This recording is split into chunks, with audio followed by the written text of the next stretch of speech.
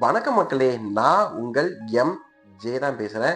So இன்னைக்கு நம்ம சேனல்ல பார்த்தீங்கன்னா, ரொம்ப நாள் நம்ம சப்ஸ்கிரைபர்ஸ்லாம் எதிர்பார்த்து காத்துக்கிட்டு இருந்து, நமக்கு கமெண்ட் மேல கமெண்ட் அனுப்புனதுக்கப்புறம் இந்த வீடியோ நான் மேக் பண்ணி போடுறேங்க. ஸோ இது முழுக்க முழுக்க பார்த்தீங்கன்னா, நம்ம சப்ஸ்கிரைபுக்காக நான் மேக் பண்ணி போடுற வீடியோ. ஸோ சன் டிவில பார்த்தீங்கன்னா, பல சீரியல்கள் ஒளிபரப்பாகுதுங்க. விஜய் டிவி, ஜீ தமிழ், ஸோ இப்படி ஏகப்பட்ட சேனல்ல ஏகப்பட்ட சீரியல்கள் ஒளிபரப்பாயிட்டு இருக்கு.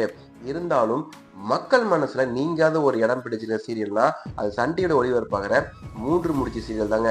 ஸோ இந்த சீரியல்ல பல பேர் தங்களோட தனித்துவமான நடிப்பை கொடுத்துட்டு இருந்தாலும் இந்த சீரியல்ல லீடு ஹோல்டு பண்ணிட்டு இருக்காங்கல்ல, ஸோ அவங்க பேர் தாங்க நந்தினி. இந்த சீரியல்ல அவங்க பேர் நந்தினி.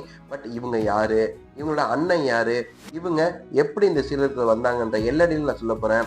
வீடியோ ஸ்கிப் பண்ணாம பாருங்க, உங்களுக்கு வெறித்தனமான இன்ஃபர்மேஷன் காத்துக்கிட்டு இருக்கு.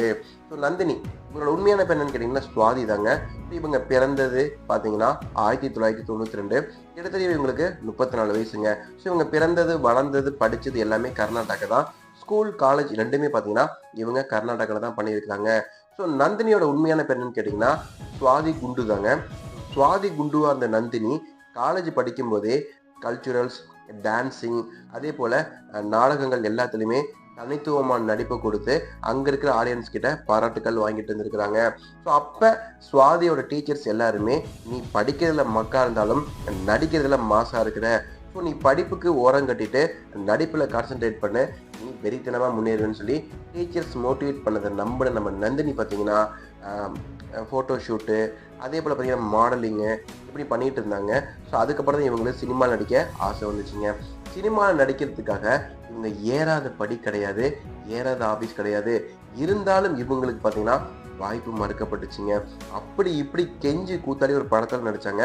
அந்த படமும் சூர மொக்கங்க. ஸோ இதனால மன உளைச்சல் நந்தினி பார்த்தீங்கன்னா வேற வழி இல்லாமல் நாடகத்தில் நடிக்க ஆரம்பித்தாங்க.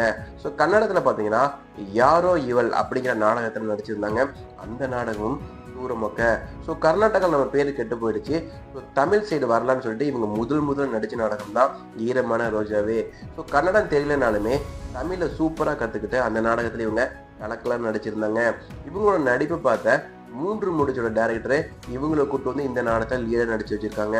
ஸோ 3 முடிச்ச சீரியலை இன்னைக்கு மக்கள் வெறித்தனமாக பார்க்கறதுக்கு ஒரே காரணம் நந்தினி தாங்க. ஸோ நந்தினியோட சிறப்பான நடிப்புனால தான் இன்னைக்கு 3 முடிச்ச சீரியல் மக்கள் மனசில் நீங்காத இடமும் முதல் இடத்தையும் பிடிச்சிருக்கு. உங்களுக்கு 3 முடிச்ச சீரியல் பிடிச்சிருக்குமா, அதே போல நந்தினியோட நடிப்பு பிடிச்சிருக்கா அப்படிங்கிறத கமெண்ட்ல போடுங்க. இந்த லைக் பண்ணுங்க, மேல நினைச்சு மறக்காம சப்ஸ்கிரைப் பண்ணுங்க.